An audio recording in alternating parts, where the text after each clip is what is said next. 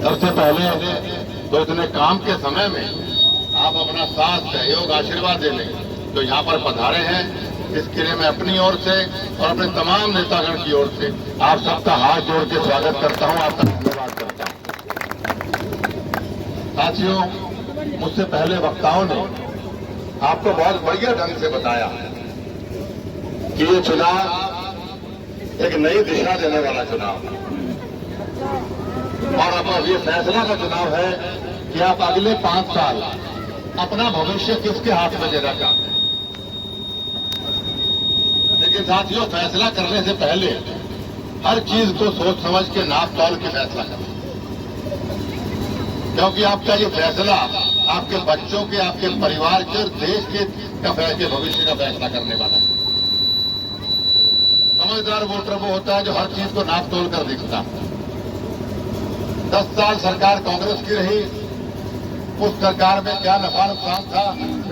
10 साल से मोदी साहब की सरकार है, उसमें आपको क्या नफा मिला। इस बात को नाप तोल के वोट करिए, क्योंकि वोट की आपकी बहुत बड़ी ताकत है।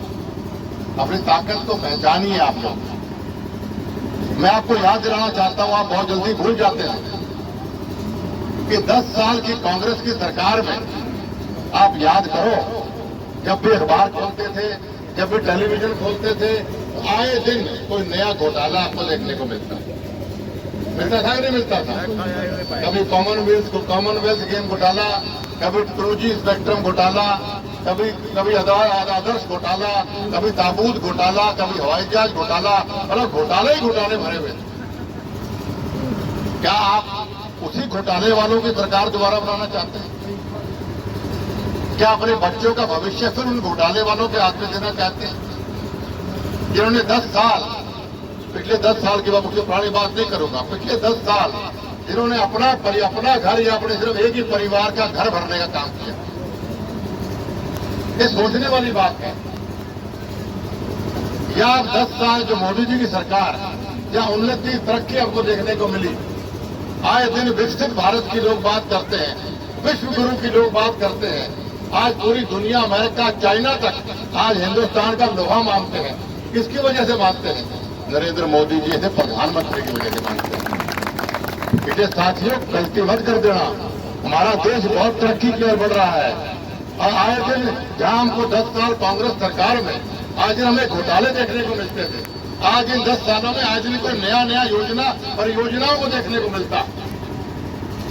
कभी लोग कहते हैं, कभी 370 हमने डालने की बात कही, राम मंदिर की बात थी, बनाने की बात थी, या कितनी परियोजनाएं प्रधानमंत्री जी के नाम पे या हमारे देश के किसी शहीद के नाम पे कितनी योजनाएं हमें देखने को मिल रही। यह तरक्की के निशान। एक ऐसा प्रधानमंत्री हमें मिला जो बिना थके, बिना छुट्टी लिए दिन रात काम कर रहा है आप लोगों के लिए। तो आपका भी कर्तव्य बनता है कि अपने वोट से उनको और मजबूती दे, ताकि हमारा देश मजबूत हो सके। साथियों, फिर कह रहा हूं, भूल मत कर जाना। लोग आपको बहुत वक्त लाने आएंगे, उल्टी सीधी बातें करने आएंगे, लोग वायदे करने आएंगे। ये जयप्रकाश आपने देखा, ये आपको कैंडिडेट मिला कांग्रेस पार्टी का। इसको क्या कहा करते थे आप पहले जब ये सांसद था यहाँ से? ये क्या कहते थे आप इसको? झूठा है ये।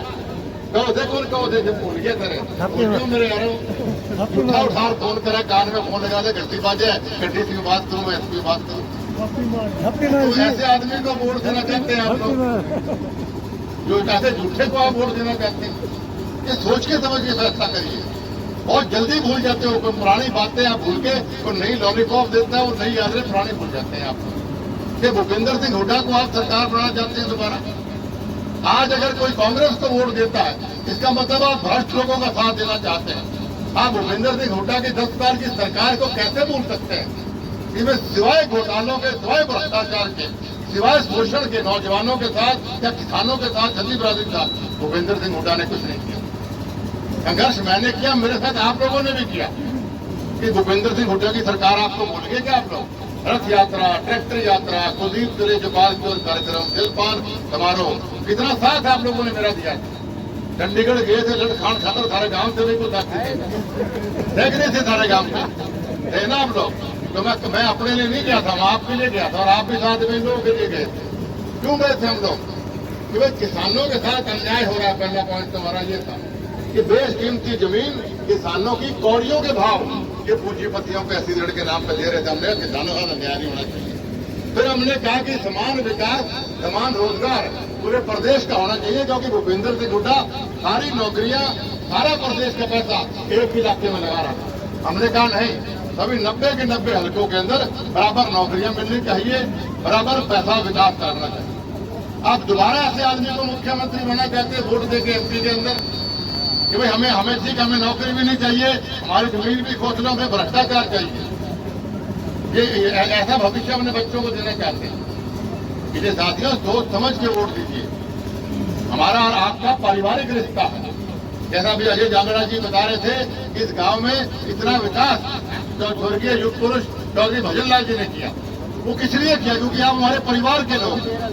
आपने चौधरी भजनलाल जी को ताकत दी, और ताकत कई गुना उन्होंने आपको वापस करी, विकास करी कि नहीं करी? आप गवाह इस बात की। अब वही ताकत आप मुझे दे रहे हैं। जितना ताकतवर कुलदीप बिश्नोई होएगा, उतनी ताकत आप लोगों को मिलेगी। आपके बीच में एक भाई, एक बेटा होने के नाते आपसे मैं आशीर्वाद मांगने आया, आपका साथ मांगने आया, और वो भी आपके भविष्य के लिए। साथियों, अगर हमारा चुनाव के ढोल खुले और इस गांव से, इस इलाके से अगर भारतीय जनता पार्टी को एक तरफ वोट नहीं मिले, तो क्या इज्जत मेरी रहेगी, क्या इज्जत सारी रहेगी? कि चौधरी भजनलाल जी के परिवार के लोग भी बहकावे में आने लगे। खाना शाना लोग का मानना सारा का सारा। तो आप तो राजनीतिक रूप से बहुत एडवांस गांव है। हर चीज को आप भारी भांति अपने ज्यादा समझते हैं। इसलिए साथियों, अपने भाई, अपने बेटे की लाज रखना, और अपने बच्चों के भविष्य के लिए, अपने गांव के भविष्य के लिए, अपने हल्के के भविष्य के लिए, देश के भविष्य के लिए साथियों, नरेंद्र मोदी जी को तीसरी बार हमें प्रधानमंत्री बनाना है। यही मेरी आपसे प्रार्थना लेके आपके लिए आया था। उम्मीद, अपेक्षा, प्रार्थना करूंगा कि आने वाले 25 मई को आप लोग कमर के आगे वाला बटन दबा के अपने भाई को भी आशीर्वाद देंगे और नरेंद्र मोदी जी को प्रधानमंत्री बनाने में अपना योगदान देंगे। और ये लाडू से तोड़ने के बाद कई ढोल ढमाकों से, सब चीजों से मेरा मान और सम्मान बढ़ाया। इसके लिए आप सबका मैं हाथ जोड़ के आभार व्यक्त करता हूँ। और अब मुझे मन से दोनों हाथ खड़े करके बोलो, सारे साथ हैं।